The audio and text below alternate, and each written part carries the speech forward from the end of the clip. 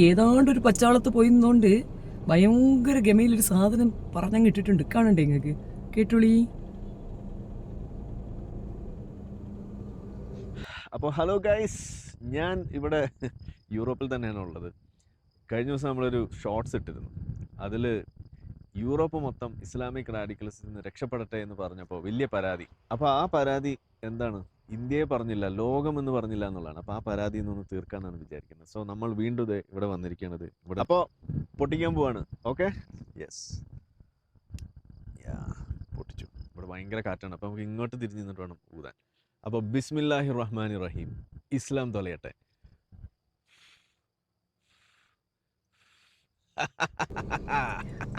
എന്താണെന്ന് നിങ്ങൾക്ക് വല്ല പിടി കിട്ടിയ?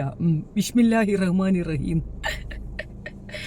എന്ന് വെച്ചാ പരമകാരുണ്യവാനും കരുണാനിധിയുമായ അള്ളാഹുവിൻ്റെ നാമത്തിൽ ഇസ്ലാം ഇല്ലാതാവട്ടെ എന്ന്. ഇവൻ എവിടെ പരിപാടി അവതരിപ്പിച്ചാലും പ്രശ്നം. എപ്പിട്ട കൊണ്ടുപോയി പരിപാടി അവതരിപ്പിച്ചാലും കൊളാവുക. എന്ത് വേർഡാ ഈ പറഞ്ഞത്? വല്ല ഓർമ്മയുണ്ടാവും?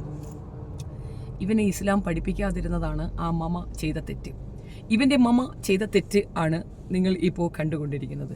അല്ലടാ, നീ ഇങ്ങനെ ഉരുണ്ടി അടക്കാണ്. ഇവിടെ പാടാ, കേരളത്തിലോട്ട് പാടാ. കേരളത്തിൽ വന്ന് കേരളത്തിലെ മനുഷ്യരെ നവോത്ഥാനത്തിലേക്ക് കൊണ്ടുപാടാ. അതേ ലിയാക്കത്ത് കാശുണ്ടാക്കണ്. നീ ഇങ്ങനെ ഉരുതണ്ടി നടന്നു. ഒന്നും പറയാനില്ല അളിയാ. ഏതായാലും നമ്മൾ നവോത്ഥാനം പറയുമ്പോഴേ നമ്മുടെ ഉള്ളിലുള്ള സുനാഫിക്കേഷൻ പോയില്ല എന്നുള്ളതിൻ്റെ തെളിവുകൾ നമ്മളറിയാതെ പുറത്തേക്ക് വരും. എന്നാലും ഇതാണ് എൻ്റെ ഹീറോ. ബിസ്മില്ലാഹിർ റഹ്മാനിർ റഹീം. പടച്ചവൻ്റെ നാമത്തിൽ ഇസ്ലാം ഇല്ലാതാവട്ടെ എന്ന്.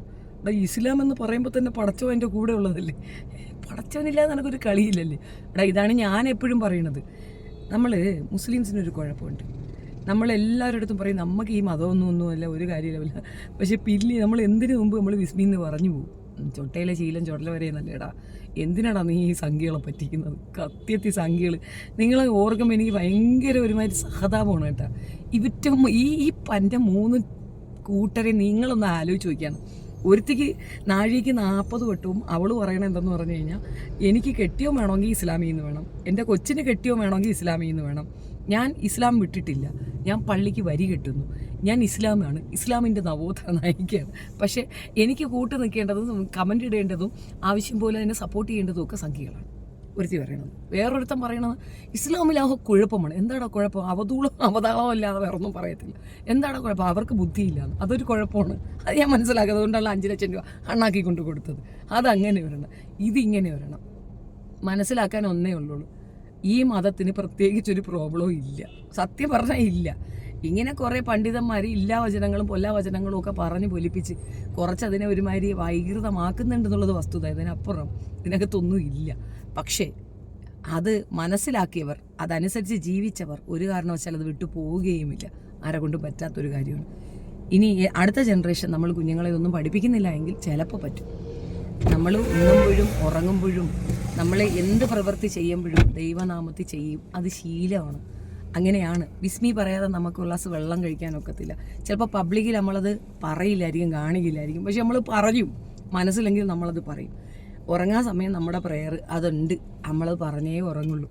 എന്തിനടാ ഈ ഡ്യൂപ്ലിക്കേറ്റ് അടിച്ച് ആ പാവങ്ങളെ പറ്റിക്കണേന്ന് മാത്രമേ എനിക്ക് ചോദിക്കാനുള്ളൂ. ഏതായാലും വൻകുരിശെന്ന് പറയുന്നത് ഇവനെയാണ്. ഒന്നും പറയാനില്ല. അനുഭവിച്ചാലും പഠിക്കാത്ത കുറേ മന്ദബുദ്ധികൾ ഇവനെയും ചുമ്മിക്കൊണ്ടിങ്ങനെ നടക്കും.